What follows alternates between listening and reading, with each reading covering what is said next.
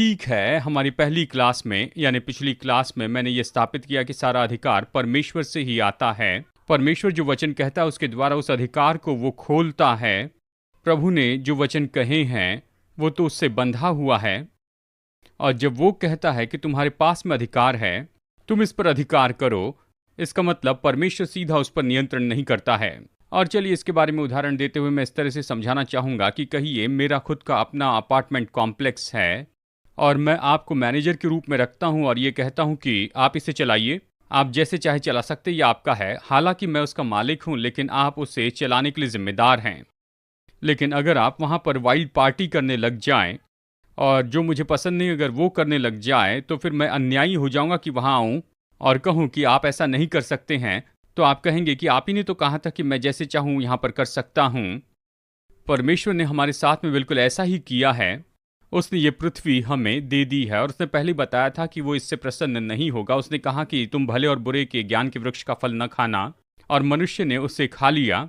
परमेश्वर इस तरह से न्यायी नहीं होगा कि वो आकर कहे कि मैंने ये नहीं चाहा था और इसलिए मैं तुमसे अधिकार वापस ले लेता हूं। नहीं, उसने हमें बिना शर्त का अधिकार दिया है। और इसलिए, और कहिए अगर आप किसी तरह की बिल्डिंग बना रहे हैं तो मैं निर्णय ले सकता हूं कि मैं इन सारी बातों को गिरा दूंगा और मैं पूरे अपार्टमेंट कॉम्प्लेक्स को गिरा सकता हूं, क्योंकि मैं तो यहां पर इसका मालिक हूं। मैं उसे नाश तो कर सकता हूं, लेकिन आपके मैनेजमेंट में आकर हस्तक्षेप नहीं कर सकता हूं, क्योंकि यह आपका है और मैंने आपको दिया है। इस तरह परमेश्वर पृथ्वी को नाश कर सकता था, आदम और हवा को नाश कर सकता था, पूरी मनुष्य जाति को नाश कर सकता। वो तो न्यायी था, वो मालिक था, सृष्टि करता था, और वो तो किसी भी समय ये सब कुछ कर सकता था। और देखिए, अगर वो इन सारी बातों को छुड़ाना चाहता है तो वो सीधा ऐसी आकर मनुष्यों के सारे कामों में अलौकिक रूप में हस्तक्षेप नहीं कर सकता था, क्योंकि उसने इस पृथ्वी का सारा अधिकार तो मनुष्यों को, देहधारी मनुष्यों को दिया था। और इसी कारण यहाँ शैतान को सर्प का उपयोग करना पड़ा। हम उत्पत्ति 3 में इसे देख सकते हैं। उसने आदम हवा की परीक्षा की, क्योंकि शैतान के पास में कोई अधिकार नहीं था, ना ही सामर्थ थी कि आदम और हवा के विरुद्ध में आ जाए। यहाँ पर उसे किसी चीज या किसी प्राणी या फिर किसी जानवर की जरूरत थी, क्योंकि शैतान के पास शैतान से ज्यादा अधिकार था। उसके पास अपनी देह थी। कोई भी जिसके पास में अपनी देह है, देखिए आलसी, उसके पास में भी शैतान से ज्यादा अधिकार है। एक मक्खी, एक कीड़ा या फिर एक मच्छर के पास में शैतान से ज्यादा अधिकार है, क्योंकि उसके पास में अपनी खुद की देह है। आत्मा का इस स्वाभाविक संसार में कोई भी अधिकार नहीं है, जबकि देखा जाए तो परमेश्वर आत्मा है और उसने सब कुछ बनाया है। आत्मिक क्षेत्र ने सारी स्वाभाविक चीजों को बनाया है, लेकिन फिर उसने सारा अधिकार, सारा साम्राज्य, सारा जो सामर्थ है, सब कुछ जो है उसने मनुष्य को दे दिया, जिसके पास में अपनी देह है, या प्राणियों को जिनके पास में देह है। आपको बस देह की तो जरूरत है। जानते हैं, पौलुस अभी भी जीवित है। वचन ये सिखाता है लोग मरने के बाद में उनका अस्तित्व खत्म नहीं होता है। पौलुस अभी भी जीवित है, लेकिन उसके पास सामर्थ नहीं है कि आपके जीवन को छू ले, क्योंकि उसके पास में शारीरिक देह नहीं है। बस एक ही कारण है जिसके कारण पौलुस का लोगों के ऊपर में अधिकार है, क्योंकि उसने शारीरिक रूप में इन सारी बातों को लिखा। उसने कुछ शारीरिक रख छोड़ा और उसे आप पढ़ते हैं और वो आप पर प्रभाव डालता है। लेकिन पौलुस की आत्मा आपके साथ में व्यवहार नहीं करती, ना ही वो आपको छू सकती है।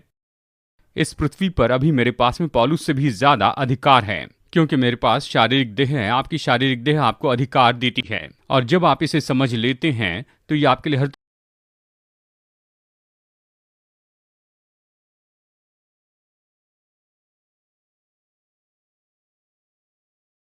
तरह की बातें खोल देती हैं। शैतान तो आपकी सहमति के बिना आपके साथ में कुछ भी नहीं कर सकता है। आपके सहयोग के बिना वो आपको बीमार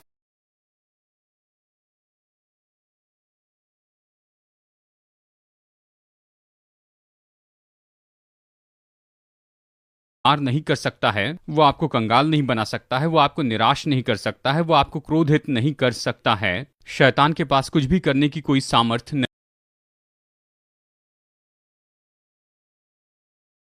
ना पड़ा। उसने किसी हाथी को क्यों नहीं चुना कि हवा के सिर पर अपना पैर रखें और उससे कहें कि तुम उस पेड़ में से क्यों नहीं खाते, नहीं तो फिर मैं तुम्हारे सिर को फोड़ दूंगा, तरबूज जैसे। क्योंकि उसके पास कुछ करने की सामर्थ्य नहीं थी।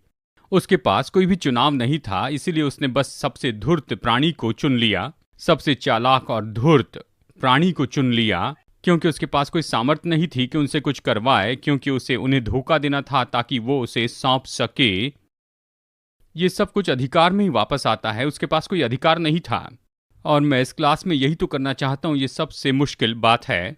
और मैं यहाँ पर हर तरह से कोशिश करूँगा कि आपके सवालों का जवाब दूँ। शायद हो सकता है कि इससे आप ज़्यादा आशीषित ना हो, और शायद आप में से कुछ लोगों को ये पसंद आएगा। और जैसे कि मैंने पहले कहा है कि मेरे सामने बहुत से सवाल आएंगे और मैं सबका जवाब नहीं दे सकूंगा, लेकिन फिर भी मैं अपने विश्वास की बात बताना चाहता हूँ, चाहे आप मेरे विश्वास के रूप में इसे लिख लीजिए। परीक्षा के समय मेरे विचारधारा के अनुसार जवाब दीजिए, और चाहे आप अलग तरह से विश्वास करना चाहे तो कर सकते हैं, लेकिन ये तो मुश्किल बात नहीं है, ये जीवन मृत्यु की कोई बात नहीं है। लेकिन चलिए इस आधार पर जो मैंने आपको बताया है कि इसके ऊपर मैं कुछ कहूँ कि परमेश्वर जिसने आकाश और पृथ्वी को बनाया, जो कि आत्मा है, और उसने सब कुछ जो है मनुष्य को दे दिया है, उसने शारीरिक मनुष्य को दे दिया, उसने उन्हें अधिकार दिया। और मैं विश्वास नहीं करता कि आदम के पहले भी कोई मनुष्य रहा करते थे, यानी उसके पहले, जबकि परमेश्वर ने आदम और हव्वा को बनाया था उसके बहुत समय पहले ही। लोग ये विश्वास करते हैं, बहुत से लोग विश्वास करते हैं, और जो लोग जिनसे मैं प्रेम करता हूँ, आदर करता हूँ, वो भी इस पर विश्वास करते हैं। और मैं ये नहीं कह रहा कि आपको ये विश्वास करना होगा, अगर विश्वास नहीं करते तो आप शैतान से। बस मेरे कहने का मतलब यही है कि बस यही तो है। उदाहरण के लिए कहिए कि अगर आपके बैकयार्ड में कोई सिंह है और आप अपने 1 या 2 साल के बच्चे को बैकयार्ड में खेलने के लिए भेजते हैं, तो आप जिम्मेदार होंगे कि आप अपने बच्चे को ऐसी जगह पर रख रहे हैं जहां पर उसकी हत्या हो सकती है। एक तरह से लोग यही तो सोचते हैं कि परमेश्वर ने इसे किया है। परमेश्वर के पास में ये दुष्ट आत्माओं की सारी शक्ति थी, और वो शैतान पृथ्वी पर बस भटकते रह रहा था, देख रहा था कि वो किसे फाड़ खाए, और उसने अपने 2 बच्चों को वहां पर छोड़ दिया उस जगह, और शैतान से अपेक्षा कर रहा था कि वो उसे न फाड़ खाए। मैं नहीं सोचता कि इस तरह से कुछ हुआ होगा। मुझे नहीं लगता कि शैतान ने अदन की वाटिका के पहले बलवा किया। और चलिए इसके लिए मैं आपको वचन देता हूं, जो कि यहां पर यहजकेल अध्याय 28 से है।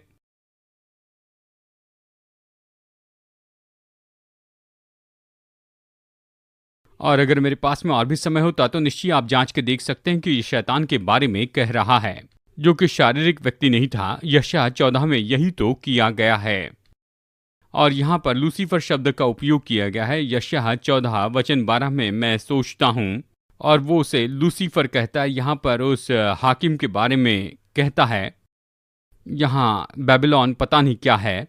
खैर कुछ भी हो, यहाँ पर यहजकेल अध्याय 28 में वचन 11 में यहाँ पर कहता है, फिर यहोवा का यह वचन मेरे पास पहुंचा, हे मनुष्य के संतान, सोर के राजा के विषय में विलाप का गीत बनाकर उससे कहे। और उससे कहे, यहाँ पर सोर के राजा के बारे में कह रहा है, लेकिन मैं सोचता हूँ कि उसके द्वारा जो दुष्टात्मा की ताकतें काम कर रही थी उसके बारे में ये कह रहा है, जो कि यशायाह 14 में कहा गया है। आप इस तरह से देख सकते हैं कि यहाँ पर बिल्कुल वैसी बातें कही गई हैं। ये कहता है दुष्टात्मा की ताकतें सोर के राजा के द्वारा काम कर रही थी, और उससे कहना, परमेश्वर यहोवा यूं कहता है, तू तो उत्तम से भी उत्तम है, तू बुद्धि से भरपूर और सर्वांग सुंदर है, तू परमेश्वर की अदन नामक बारी में था। अब ये यहाँ पर आपके सामने बिल्कुल स्पष्ट है कि ये किसी मनुष्य के बारे में नहीं कह रहा था, ये तो किसी दुष्टात्मा की ताकत के बारे में कहता है। आदम हवा को अदन की वाटिका से निकालने के बाद में परमेश्वर ने वहां पर पूर्व की ओर करूब को नियुक्त किया, और जलती हुई तलवार वहां पर रखी ताकि उसमें कोई भी प्रवेश न कर पाए, कि कोई भी अदन में फिर से प्रवेश न करने पाए। यहाँ पर सोर का जो राजा है, ये शारीरिक रूप में अदन में नहीं गया था। ये तो दुष्टात्मा की ताकत के बारे में कह रहा है, जो उसके द्वारा काम कर रही थी। और आगे कहता है, तू परमेश्वर की अदन नामक बारी में था, तेरे पास आभूषण थे। और उसके बारे में वो बताता है, तू अनमोल पत्थरों से गढ़ा था, यानी माणिक, पद्यराज, हीरा, फिरोजा, सुलेमानी मणि, यशब, नीलमणि, मरकद और लाल सब भांति के मणि और सोने के पहरावे थे। तेरे डफ और बसलियां तुझी में बनाई गई थी जिस दिन तू सिरजा गया था। आप जानते हैं, आप इस पुराने इंग्लिश के इन शब्दों को देखते हैं, लोग इसके बारे में सोचते हैं इसमें बहुत से शब्द हैं और ये अजीब हैं, और आज के इन दिनों में हम इस तरह से बातें नहीं करते तो इसकी ओर अनदेखा करते हैं। अगर आप इसका अध्ययन करते चले जाएं, मैंने इसके लिए बहुत सी कमेंट्रीज पढ़ी और लगभग सभी लोग सहमत हैं कि ये तो शैतान के बारे में कह रहा है। दुष्ट की ताकतें जो उसके द्वारा काम कर रही थी, और इसके बारे में एक बात जो उन्होंने कही है कि वो तो स्वर्ग में स्तुति का अगवा होता था। और जब ये कहता है तेरे डफ और बांसुलियां तुझ में बनाई गई थी, जिस दिन तू सृजा गया था उस दिन वे भी तैयार की गई थी। बहुत से लोग ये विश्वास करते हैं कि ये बता रहा है कि शैतान तो एक संगीतमय व्यक्तित्व ही था, और उसके शरीर में ही ये इस तरह से डफ और बांसुलियां थी, यानी उसके शरीर से ही संगीत निकलता था। वो तो आराधक था और वही तो आराधना में अगुवाई करता था स्वर्ग में, और ये भी यशायाह अध्याय 14 के आधार पर ही है। इन सारी बातों को ये जोड़ता है। बहुत से लोग विश्वास करते ये इसी के बारे में कह रहा है। और फिर यहाँ पर ये वचन 14 में कहता है तू छाने वाला अभिषिक्त का रूप था। ये तो सच में बहुत ही दर्शाने वाली बात बताइए। ये मनुष्य के बारे में नहीं कहता, ये उस सृजे गए व्यक्तित्व के बारे में कहता है। तू छाने वाला अभिषिक्त का रूप था। मैंने तुझे ऐसे ठहराया कि तू परमेश्वर के पवित्र पर्वत पर रहता था, और तू आग सरीखे चमकने वाले मणियों के बीच चलता फिरता था। जिस दिन से तू सिरजा गया और जिस दिन तक तुझ में कुटिलता न पाई गई, उस समय तक तू अपनी सारी चाल चलन में निर्दोष रहा, परंतु लेन देन की बहुतायत के कारण तू उपद्रव से भरकर पापी हो गया। इसी से मैंने तुझे अपवित्र जानकर परमेश्वर के पर्वत से उतारा, और हे छाने वाले करूब, मैंने तुझे आग सरीखे चमकने वाले मणियों के बीच से नष्ट किया। मैंने तुझे नष्ट किया। सुंदरता के कारण तेरा मन फूल उठा था, और वैभव के कारण तेरी बुद्धि बिगड़ गई थी। मैंने तुझे भूमि पर पटक दिया, और राजाओं के सामने तुझे रखा कि वो तुझको देखे। और फिर आगे वो बताता है कि कैसे वो अशुद्ध ठहराया गया। यहाँ पर देखिए, वो इसके बारे में बताता है, जैसे अदन की वाटिका के बारे में वो इसके बारे में बताता है, तो कहता है कि तू तो सिद्ध दशा में था। परमेश्वर ने शैतान को नहीं बनाया, परमेश्वर ने लूसीफर को बनाया। वो भक्तिपूर्ण स्वर्गदूत था जो कि ढांका गया था माणिक, यशब और बहुत से रत्नों के द्वारा, और ये सारी चीजें थी। और वो तो अभिषिक्त करूब था जो कि छाने वाला था। वो तो बहुत ही सुंदर था। परमेश्वर ने उस दुष्ट को नहीं बनाया, परमेश्वर ने भक्तिपूर्ण व्यक्तित्व को बनाया। और चलिए यशायाह 14 में से इन कुछ वचनों को पढ़ते हैं, और उसके बाद में मैं आपको इसे समझाता हूं। यहाँ पर इसी तरह से इसके बारे में बताया है, लेकिन ये किसी राजा या राजकुमार के बारे में बताया कि वो तो दुष्ट आत्माओं की ताकतें उसके पीछे थी। ये उसके बारे में कहता है। वचन 4, उस दिन तू बेबीलोन के राजा पर ताना मार कर कहेगा, परिश्रम करने वाला कैसे नष्ट हो गया है। आगे कहता है, सुनहरे मंदिरों की भरी नगरी कैसे नष्ट हो गई है। यहोवा ने दुष्टों के सोंटे और अन्याय से शासन करने वालों के लठ को तोड़ दिया है, जिससे वे मनुष्यों को लगातार रोष से मारते थे और जाति जाति पर क्रोध से प्रभुता करते थे। अब सारी पृथ्वी को विश्राम मिला है, वो चैन से हैं। लोग ऊंचे स्वर से गा उठे हैं। सानोवर और लबनान के देवदार भी तुझ पर आनंद करके कहते हैं, जब से तू गिराया गया तब से हमें कोई काटने को नहीं आया है। अगर आप टेक्सास से हैं तो मुझे ये बताना होगा। यहाँ पर ये इस बारे में नहीं कह रहा है कि आप कुछ पेड़ काट रहे हैं इसलिए कोई आपके विरुद्ध में आया। यहाँ पर ये कह रहा है कि पेड़ काटने के लिए कोई भी नहीं आया। पाताल के नीचे अधोलोक में तुझसे मिलने के लिए हलचल हो रही है। वो तेरे लिए मुर्दों को अर्थात पृथ्वी के सब सरदारों को जगाता है, और वो जाति जाति के सब राजाओं को उनके सिंहासन पर से उठा खड़ा करता है। और फिर आगे कहता है, वे सब तुझसे कहेंगे, क्या तू भी हमारी समान निर्बल हो गया है? क्या तू हमारे समान ही बन गया है? तेरा वैभव और तेरी सारंगियों का शब्द अधोलोक में उतारा गया है। कीड़े तेरा बिछौना और केचुएं तेरा ओढ़ना है। हे लूसीफर, तू कैसे आकाश से गिर पड़ा है।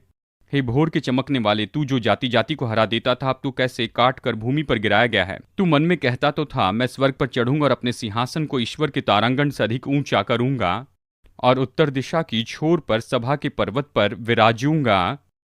मैं मेघों से भी ऊंचे ऊंचे स्थानों के ऊपर चढ़ूंगा, मैं परमप्रधान के तुल्य हो जाऊंगा। अब यह हमें बताता है कि शैतान यानी लूसीफर का अपराध क्या था। यह नहीं कि प्रभु से नफरत करता था, लेकिन वो उससे जलन रखता था। वो परमेश्वर जैसे होना चाहता था, उससे जलन रखता था। वो परमेश्वर का आदर और सम्मान पाना चाहता था। कहता, मैं स्वर्ग पर चढ़ूंगा और अपने सिंहासन को ईश्वर के तारांगण से ऊंचा करूंगा, मैं परमप्रधान के तुल्य हो जाऊंगा। वो यही कहता था। और फिर वचन 15 कहता है, परंतु तू अधोलोक में उस गड्ढे की तह तक उतारा जाएगा। जो तुझे देखेंगे, तुझको ताकते हुए तेरे विषय में सोच सोच कर कहेंगे, क्या ये वही पुरुष है जो पृथ्वी को चैन से रहने न देता था और राज्य में घबराहट डाल देता था। खैर, ये सब लूसीफर के बारे में कहा गया है। तो मेरा मुद्दा यही है, मैं ये विश्वास नहीं करता कि परमेश्वर ने आकाश और पृथ्वी को बनाया, और जैसे कुछ लोग कहते हैं कि इसके पहले भी परमेश्वर ने कुछ मनुष्यों को बनाया था, मैं ये नहीं मानता, क्योंकि अगर आप केवल बाइबल पढ़ लेते हैं तो कोई भी मनुष्य इस तरह का सिद्धांत नहीं लाएगा। और खैर, इन दिनों में ये सिद्धांत भी बहुत ही विख्यात है कि उत्पत्ति 1:1 और उत्पत्ति 1:2 में यहाँ पर पूरी तरह आदम के पूर्व के युग को नाश कर दिया गया था, और दुष्टात्मा यहीं से आए हैं। ये वो सारे लोग हैं जो उस समय पृथ्वी पर जी रहे थे, वहाँ पर लूसीफर के राज्य में, और वो तो बहुत ही भ्रष्ट हो गए थे, इसलिए परमेश्वर ने उन सभी लोगों को नाश कर दिया, और वो जो लोग नाश हुए उन्हीं में से ये दुष्टात्माएं आई हैं। और इसी तरह दुष्टात्माओं का निर्माण हुआ। वो कहते हैं उत्पत्ति अध्याय 1:1 और अध्याय 1:2 के बीच में, वहां पर शायद लाखों या फिर करोड़ों साल का समय रहा होगा, जो लोगों को आकर्षित करता है कि वो इसकी गिनती करते जाएं। जैसे कि विज्ञान कहता है कि आज पृथ्वी तो इतने इतने वर्ष पुरानी है, जबकि बाइबल कहती है कि लगभग केवल 6000 साल की ही है। और खैर, कुछ कारण है जिसके लिए लोग इस पर विश्वास करना चाहते हैं।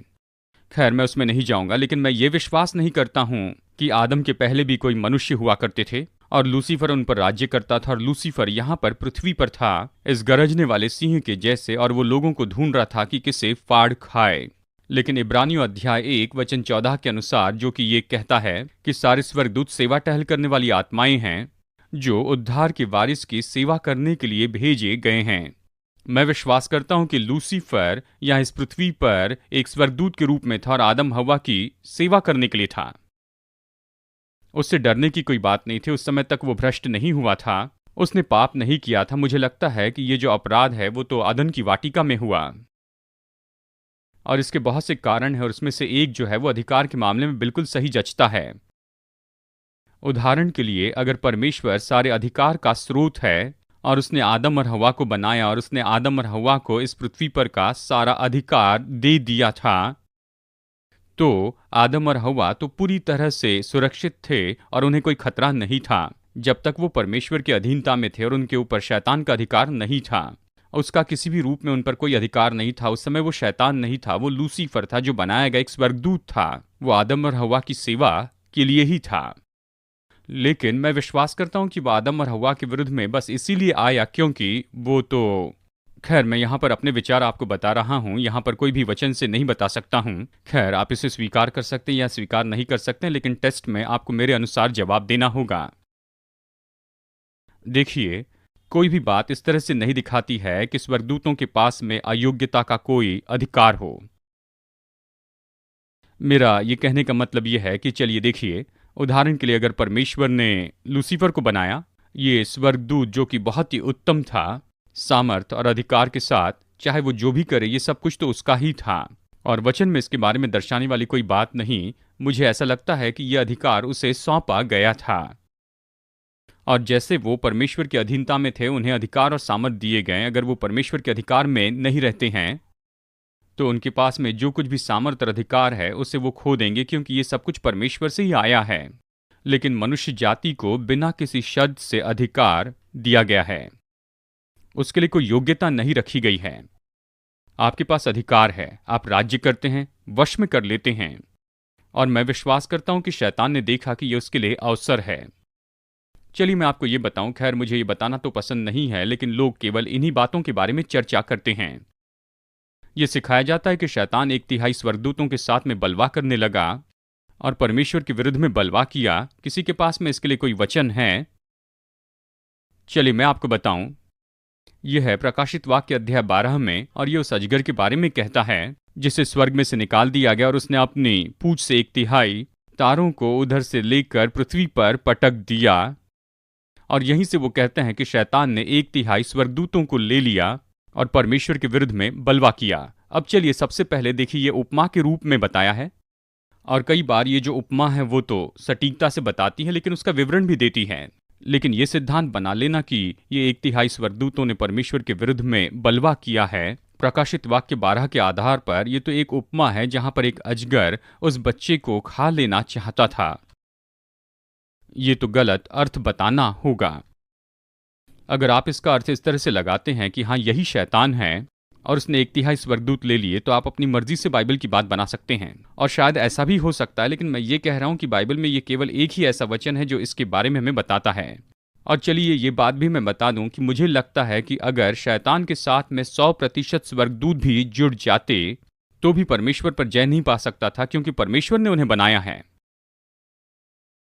और ये तो सच में बहुत ही ज्यादा मूर्खता है कि हम ये कहे कि शैतान ने 1/3 स्वर्गदूतों को ले लिया और वो परमेश्वर के विरुद्ध में आया जिसके पास 2/3 स्वर्गदूत बाकी थे, और वो इस तरह से उससे लड़ने गया। मुझे लगता है कि शैतान तो पागल है, लेकिन वो मूर्ख नहीं है। मुझे नहीं लगता कि इस तरह से कुछ हुआ। मुझे नहीं लगता कि यह युद्ध हुआ कि 1/3 स्वर्गदूत शैतान के साथ चले गए। मैं सोचता हूं उसने परमेश्वर को देखा और मनुष्य जाति के लिए उसके उस महान प्रेम के कारण परमेश्वर ने हमें ऐसा अधिकार और ऐसी सामर्थ दी जिसके लिए कोई भी सीमा निश्चित नहीं की। हम उसके लायक नहीं थे और ये तो हम पर आधारित था कि हम जैसे चाहे वैसे करें। और शैतान ने देखा और कहा कि अगर मैं इन्हें धोखा दे दूं, आदम और हवा को, कि वो मुझे अपना समर्पण कर दे, तो मैं इस सामर्थ को ले सकता हूं जो परमेश्वर ने मनुष्य जाति को पृथ्वी के ऊपर दिया है, तो मैं इसका उपयोग कर सकता हूं कि परमेश्वर की सामर्थ के विरुद्ध में मैं आ जाऊं। ये तो बिल्कुल ऐसे है जैसे कि कोई बैंक में जाता है बस एक बंदूक लेकर और 10 गनमैन वहां पर हैं, तो उनकी ताकत पर आप कैसे जय पा सकते हैं? तो किसी को पकड़ लेते हैं, उसके सिर पर बंदूक रखते हैं कि तुम मुझसे दूर ही रहना।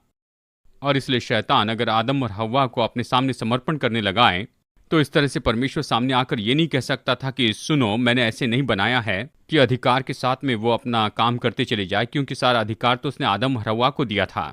बैंक के जैसे वो आकर हम सबको मार सकता था। अगर आप बैंक लूटने आए तो गार्ड्स आपको और उस व्यक्ति को मार सकते हैं, लेकिन उस व्यक्ति को अगर नहीं मारना है तो आप बैंक के 10 गार्ड को बंदूक नीचे रखने के लिए कह सकते हैं, और वो आपको ऐसे ही जाने देंगे क्योंकि आपने किसी पर बंदूक रखी।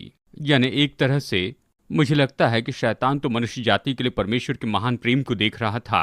वो जानता था कि परमेश्वर मनुष्य जाति को ऐसे नाश नहीं करेगा, और अगर वो मनुष्य को पकड़ ले कि मनुष्य उसके अधीन हो जाए, तो रोमियो अध्याय 6 वचन 16 कहता है, क्या तुम ये नहीं जानते कि जिसकी आज्ञा मानने के लिए तुम अपने आप को दासों के समान सौंप देते हो, उसी के दास हो, चाहे पाप के जिसका अंत मृत्यु है, चाहे आज्ञाकारिता जिसका अंत धार्मिकता है। ये तो परमेश्वर के दिल में था, ये परमेश्वर का भाग था। और मैं विश्वास करता हूँ कि शैतान इस बात को जानता था कि अगर मैं आदम और हव्वा को मेरे सामने समर्पण करने लगा दूं, तो ये अधिकार मैं पा सकता हूं जो परमेश्वर ने आदम और हव्वा को दिया था, और उसका उपयोग करूं। और शायद इसके लिए शायद वो खो सकता था उसके स्वर्गदूतों की वो जो सारी सामर्थ है, उससे वो उपयोग कर सकता था मनुष्य की सामर्थ और अधिकार का कि प्रभु के विरुद्ध में बलवा करें। और इस तरह से उसने किसी को बंदी बनाया, और यहाँ पर परमेश्वर कुछ भी नहीं कर सका, क्योंकि आदम और हव्वा ने अपनी इच्छा से चुनाव किया था कि वो शैतान को समर्पण करें।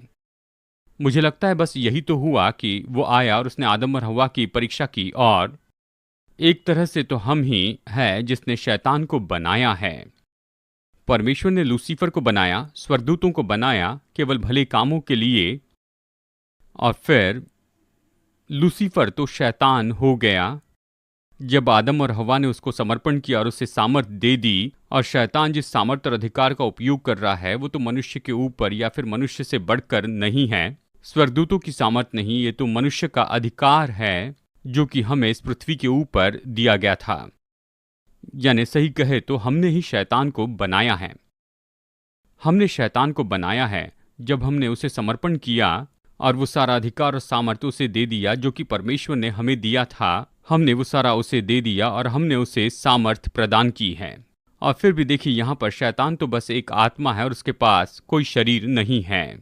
यानी शैतान के पास हमेशा एक शारीरिक देह होने की तो जरूरत है कि उसे सहयोग दे और उसे सामर्थ्य दे।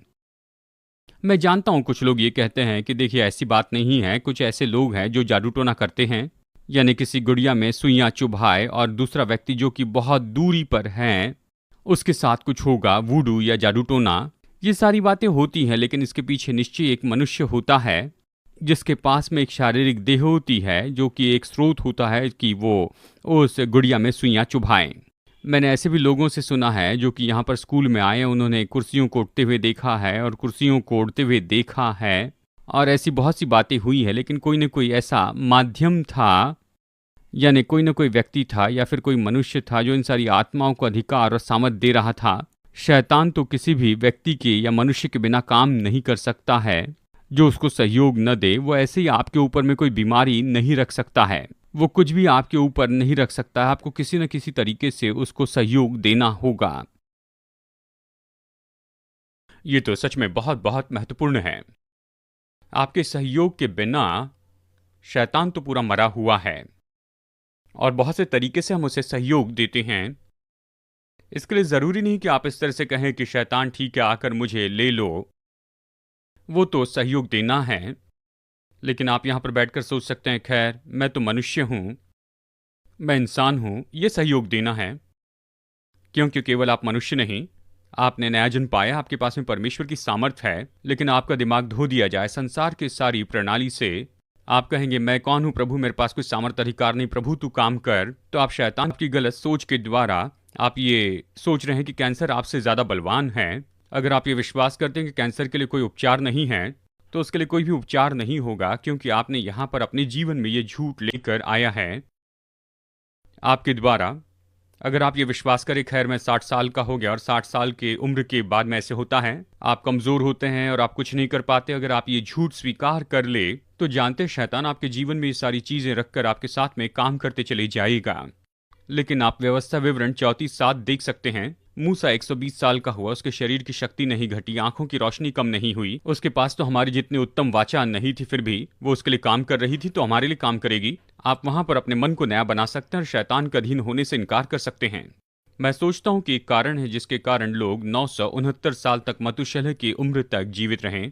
आदम तो 930 साल तक जीवित रहा, क्योंकि हालांकि उन्होंने पाप किया था और अभी उसके कारण वो परमेश्वर से अलग हो गए थे, लेकिन फिर भी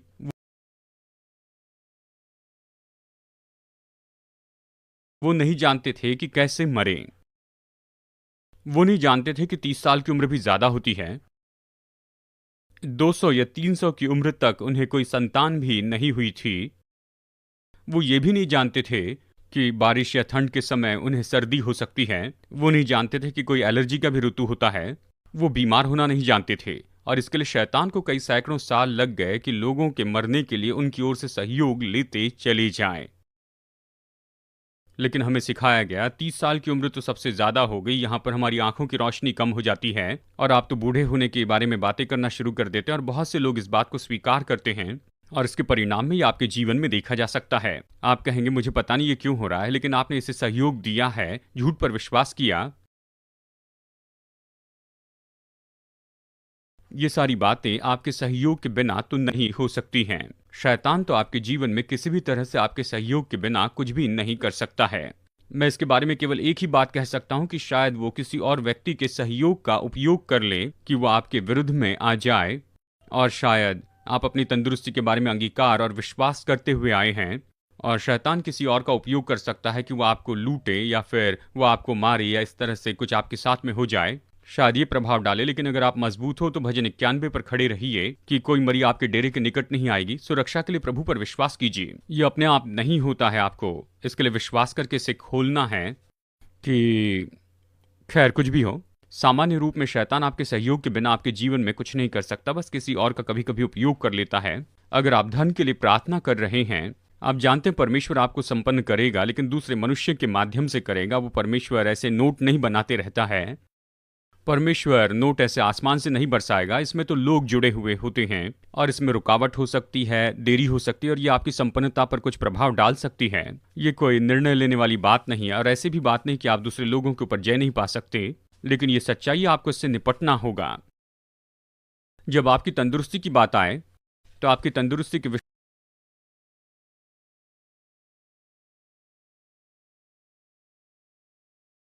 विश्वास के ऊपर आप ही नियंत्रण करते हैं, और आपको चंगा होते जाना है, चाहे दूसरे कोई भी क्यों न विश्वास कर ले।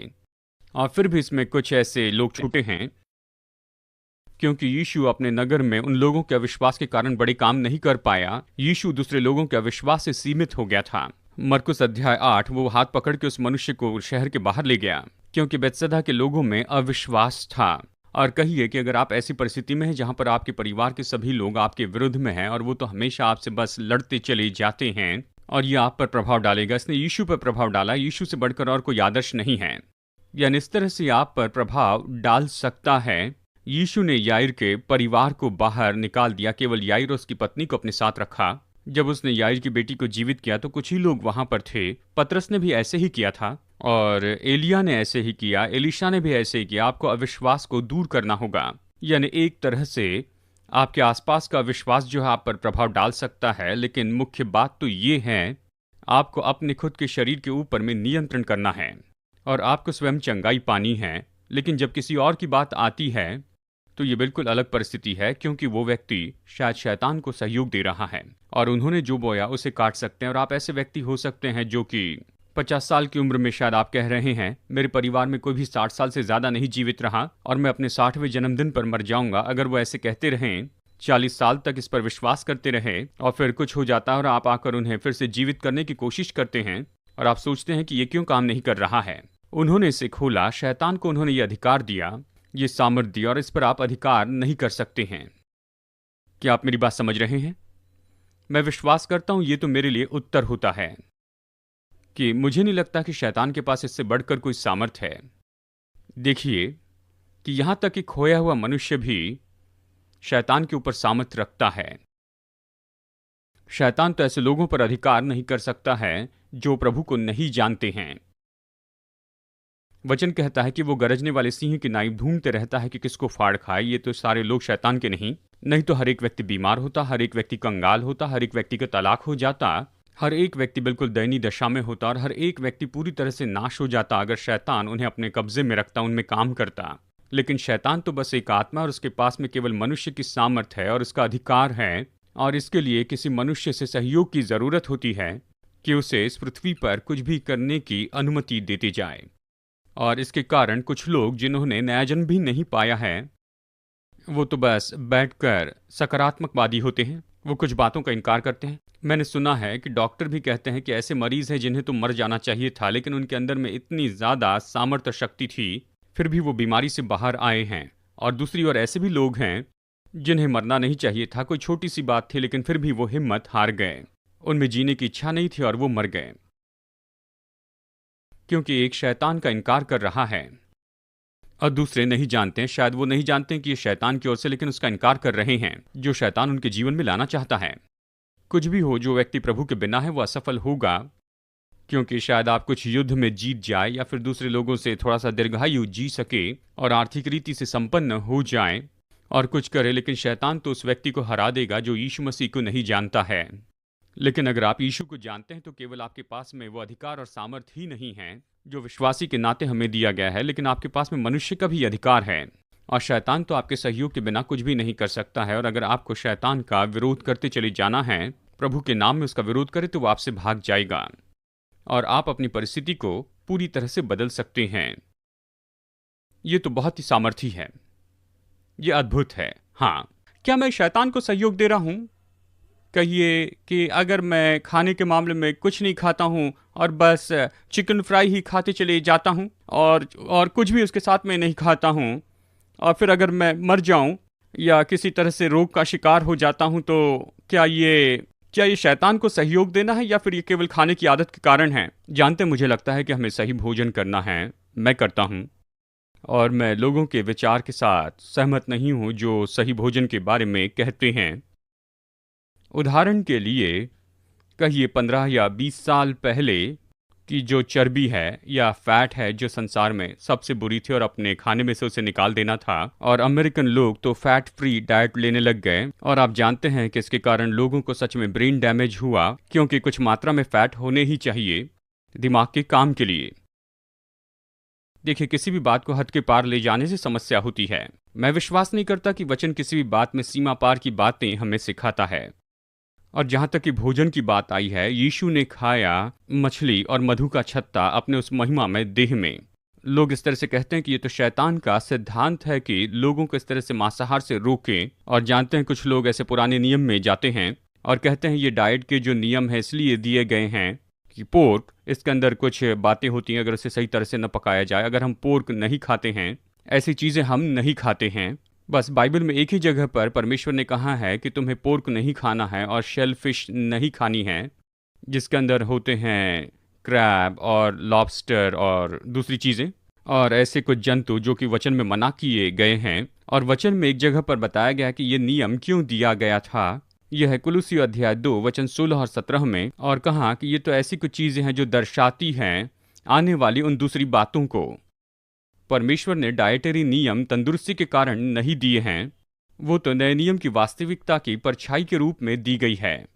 अब इसके दूसरे भी लाभ हो सकते हैं। मैं ये नहीं कह रहा कि केवल यही एक बात उसमें ज़रूरी है, लेकिन एक ही बार ये वचन में बताए गए हैं, ये दिए गए हैं कि हम जो कुछ भी करते हैं, चाहे शब्दों में या कर्मों में या जो कुछ भी खाते हैं, इन सब को हमें परमेश्वर की महिमा के लिए करना है।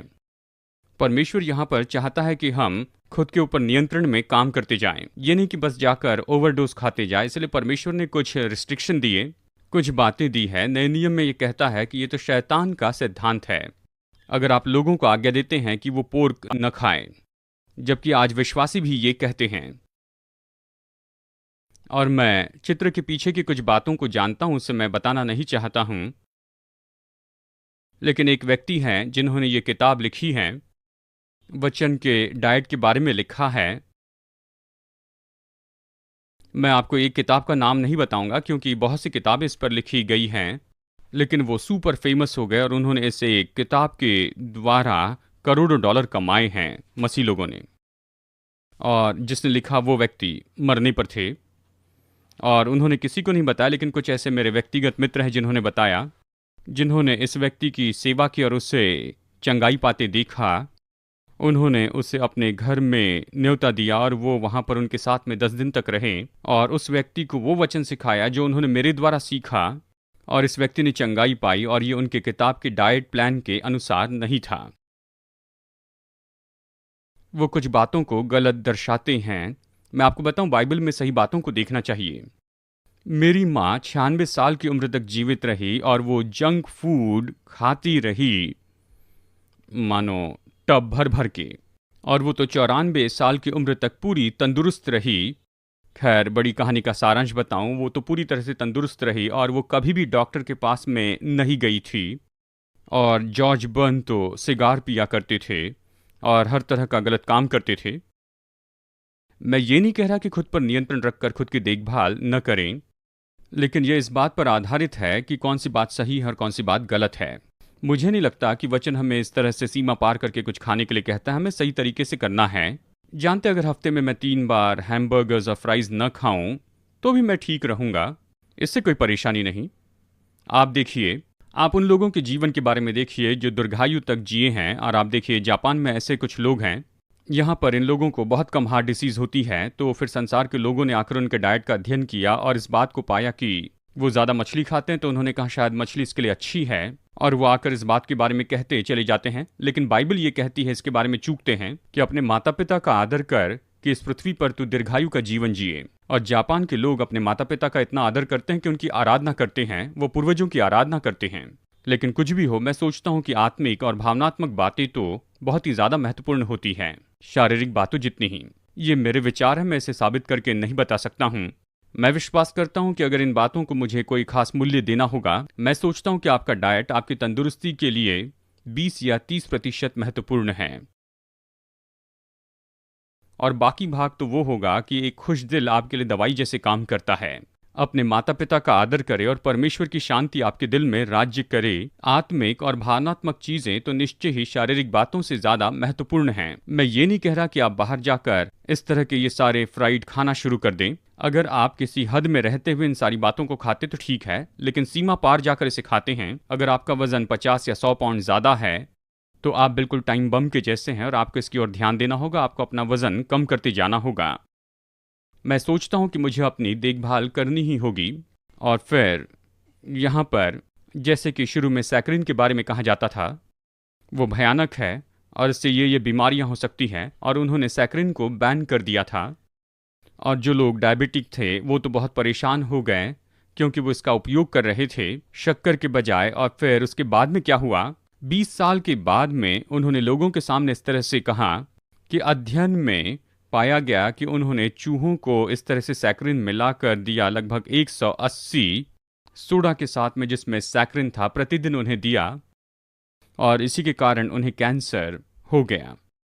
और ये तो बहुत ही हद पार करना है। कोई भी 180 सोडा एक दिन में बिल्कुल नहीं पी सकता है। और कुछ भी हो, उन्होंने इसे बदल दिया, आगे पीछे इसके बारे में देखा और यहाँ वहाँ थोड़े से बदलाव लेकर आए और फिर उन्होंने सच में इसके बारे में प्रमोशन किया, विटामिन्स के बारे में बताया। और पिछले हफ्ते मैंने एक सर्वे पढ़ा है, कहते हैं कि लगभग 500 लोग हैं जो प्रतिदिन अमेरिका में मर रहे हैं बस केवल विटामिन्स के कारण ही, कि वो बहुत से विटामिन्स लेते हैं और उन्हें मिला देते हैं दवाइयों के जैसे। और बहुत से लोग ये सोचते हैं विटामिन्स ये तो अच्छे हैं, हम इसे ले सकते हैं और इससे कोई भी नुकसान नहीं है, लेकिन उससे चोट पहुंचती है।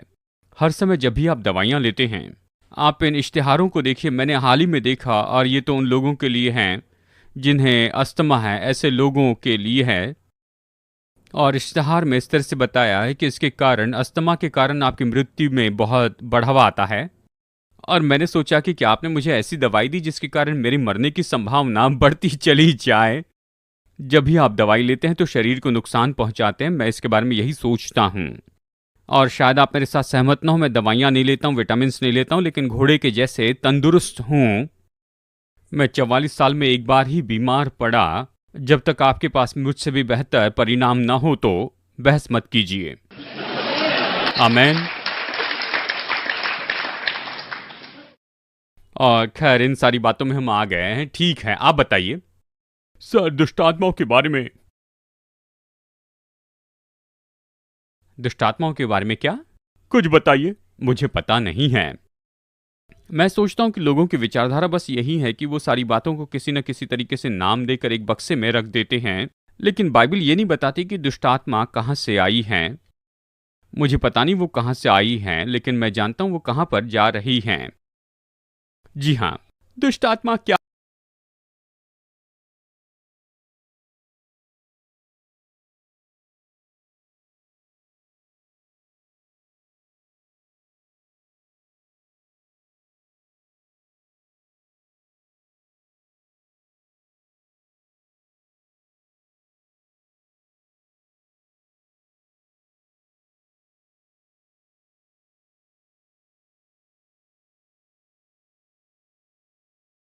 है?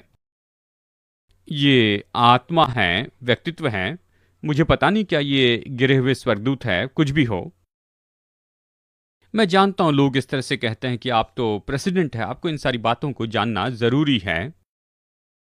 मैं ये कह रहा हूं कि मुझे पता नहीं, लेकिन खैर ऐसे कुछ लोग हैं जो अपने विचारधाराओं को लेकर आए हैं, अपने सिद्धांत को लेकर आए हैं कि आपके पास में वचन है या नहीं है। आप आकर मुझे बताइए, शायद आपने अनुमान लगाया हो।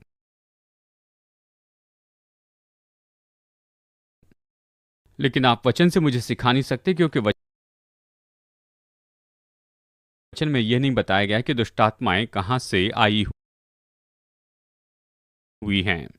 मैं सोचता हूं कि किसी ने कहा कि उन्होंने दुष्टात्माओं को इस तरह से कूदते हुए देखा। कि आपको लगता है कि दुष्टात्माएं हैं? खैर, वचनों में इस तरह से दुष्टात्माओं का कोई विवरण नहीं है। पता नहीं वो कहां से आए हैं। जी, पूछिए। मेरा सवाल यही है कि शैतान में ये सारी दुष्टता कहां से आई है। मुझे पता नहीं। मुझे लगता है ये शैतान के अपने दिल से आया है, क्योंकि यशायाह 14 कहता है कि मैं उसके जैसे हो जाऊंगा। वो ये चाहता था। और मुझे लगता है परमेश्वर, उसने हमें बिना चुनाव के नहीं बनाया। यहां तक कि मुझे लगता है कि स्वर्गदूतों के पास अपना चुनाव था। और इसका ये मतलब नहीं कि अपना चुनाव रखना कोई बुरी बात है। चुनाव नहीं होता तो हम बस रोबोट के जैसे होते। परमेश्वर ये नहीं चाहता था। वो कोई मशीन नहीं चाहता था, वो एक व्यक्ति चाहता था जो अपने खुद के विचार के अनुसार काम करते चले जाए। और ऐसा करने के द्वारा उसने गलत चुनाव के लिए सारी क्षमता को उपलब्ध करवाया। लेकिन इसका मतलब ये नहीं कि परमेश्वर ने इसे बनाया। जी हाँ, मेरा सवाल यही है कि क्या हम स्वर्गदूतों का उपयोग कर सकते हैं कि वो हमारी अधीनता में रहते चले जाए। सवाल है कि क्या हम स्वर्गदूतों का उपयोग कर सकते हैं कि वो हमारी अधीनता में रहें। कोई संदेह नहीं कि स्वर्गदूत हमारी सेवा करते हैं। भजन 91 कहता है, और बहुत सी दूसरी जगह पर यहाँ तक कि इब्रानियों 1:14 कहता है कि वो सेवा करने वाली आत्माएं हैं। लेकिन मैं इससे सहमत नहीं कि आप अपने स्वर्गदूत को भेजकर उसे आज्ञा दे सकते हैं कि वो ये और वो करते जाएं। मैं इससे सहमत नहीं हूं, क्योंकि वचन ये कहता है, क्योंकि बच्चों के बारे में कहा है कि उनका स्वर्गदूत निरंतर स्वर्ग में परमेश्वर के चेहरे के सामने रहता है। आप इतने बुद्धिमान नहीं कि स्वर्गदूत को आज्ञा दे। उदाहरण के लिए स्वर्गदूत समस्याओं को रोकते हैं। आप कभी नहीं जानते हैं कि आप कहें कि इस कार एक्सीडेंट को रोक दे, क्योंकि आपको पता नहीं कि ऐसा एक्सीडेंट होगा।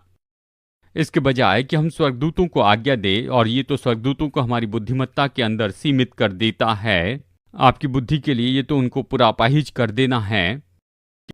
मैं सोचता हूं कि ये कहना तो उत्तम है कि पिता, ये सारे स्वर्गदूत तेरे सामने हमेशा खड़े रहते हैं। आप वचन को कहते चले जाए कि कोई मरी मुझ पर नहीं आएगी, तू मेरे लिए अपने स्वर्गदूतों को आज्ञा देगा कि वो मेरी रक्षा करते चले जाए, और आप परमेश्वर को उन्हें नियुक्त करने दे, और ये तो बेहतर होगा। हाँ, स्वर्गदूत तो निश्चय ही काम करते हैं। मैंने देखा है, मेरे जीवन में स्वर्गदूतों ने कई बार हस्तक्षेप किया है, लेकिन मैंने उन्हें नियुक्त नहीं किया, ना कोई आज्ञा दी। लेकिन मैं विश्वास करता हूं कि परमेश्वर ने उनके लिए आज्ञा दी है। मैं उन पर नियंत्रण नहीं करता हूं। हाँ, आप पूछिए। जी, मेरा सवाल यही है कि पुराने नियम में बाइबल इस तरह से कहती है कि शुद्ध जानवरों का बलिदान किया जाना चाहिए। मैं बस यही पूछना चाहता हूं कि शुद्ध जानवर, यानी शुद्ध जानवर का बलिदान क्यों कहा गया है बाइबल में इस तरह से? नूह से कहा गया था कि ज़्यादा शुद्ध जानवरों को ले, क्योंकि उनका बलिदान करना है, और इसके कारण उसे ज़्यादा ऐसे जानवर लेने पड़े थे। और ये तो व्यवहारिक बात है, क्योंकि यहाँ पर शुद्ध जानवरों का बलिदान करना था, और अगर उसे जानवरों का बलिदान करना था तो ऐसे जानवरों को और भी ज़्यादा तादाद में लेना था, और इसीलिए नूह ने ऐसे जानवरों के बलिदान करने के लिए ऐसे शुद्ध जानवरों को और भी ज़्यादा तादाद में लिया। आमेन। खैर, हम इस विषय में और भी देख रहे हैं, और कोई पूछना चाहता है? खैर, भजन संहिता में जैसे इस तरह से लिखा है कि परमेश्वर के स्वर्गदूत जो हैं वो तो उसकी वचन की आज्ञा को मानते हैं, वो उसके वचन को सुन के उसके अनुसार काम करते हैं। लेकिन क्या ये सच है? मैं कुछ समय पहले इसके बारे में बता रहा था, और मैं इसके साथ में पूरी तरह से सहमत हूँ। हाँ, आप पूछिए, क्या हुआ? मेरा सवाल यही है कि क्या हम किसी ऐसे व्यक्ति में से दुष्ट आत्मा निकाल सकते हैं जो कि आपकी इच्छा के प्रति समर्पित हो या फिर समर्पित ना हो? सवाल ये है कि क्या हम उस व्यक्ति में से दुष्ट आत्मा को निकाल सकते हैं जो कि आपकी इच्छा के लिए समर्पित है या फिर नहीं है? मैं ये कहूँगा कि आप ये कर सकते हैं, लेकिन इससे नुकसान ही होगा। उदाहरण के लिए, खैर, ये तो फिर से अधिकार के बारे में ही ये जाता है। अगर परमेश्वर ने आपको अपनी स्वतंत्र इच्छा शक्ति दी है, तो केवल एक ही बार वो उसका उल्लंघन करेगा, जब वो आपको दंड देगा, न्याय करेगा। और सच में वो आपकी इच्छा के विरुद्ध में कुछ नहीं कर रहा है, क्योंकि आपने खुद उस मार्ग को छोड़ दिया है, आपने खुद ये चुनाव किया है। और वो कहेगा कि समय खत्म हुआ, मैं भी यहाँ पर तुम्हारे ऊपर ये न्याय लेकर आ रहा हूँ। इसका मतलब ये आपका चुनाव है। यानी अगर कोई व्यक्ति दुष्ट आत्मा से ग्रसित है और उनकी इच्छा के विरुद्ध में आप उसे निकालने की कोशिश कर रहे हैं, मैं सोचता हूँ कि ये बात सही नहीं होगी कि अगर आप उनकी इच्छा के विरुद्ध में उस दुष्ट आत्मा को निकालते हैं तो वो और भी 7 ऐसी बुरी दुष्ट आत्माओं को लेकर वहाँ पर आएगा।